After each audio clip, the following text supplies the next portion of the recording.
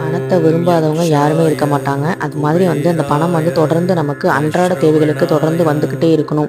அப்படின்னா வீட்டில் நம்ம பண்ணுற சில சில பூஜைகள்னால வரும்.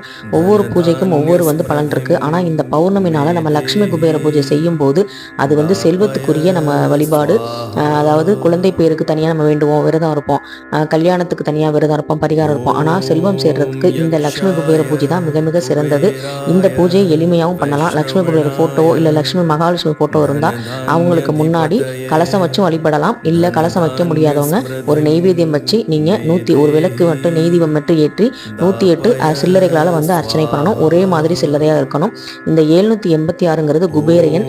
இந்த எண் கிடச்சிச்சின்னா நம்ம ரொம்ப ரொம்ப லக்கு தான். அதை செலவு பண்ணாமல் நம்ம கேஷ் பாக்ஸில் நம்ம அதை புணுகு தடவி ஓம்னு எழுதி வச்சுக்கணும். இந்த பௌர்ணமி மாதத்தோட சிறப்பு என்ன, பௌர்ணமி நாள் எந்தெந்த மாதத்தில் வந்தால் என்னென்ன சிறப்புங்கிறத நான் சொல்லியிருக்கேன். டிஸ்கிரிப்ஷனில் கொடுக்குறேன், பார்த்துக்கோங்க. தேங்க்யூ.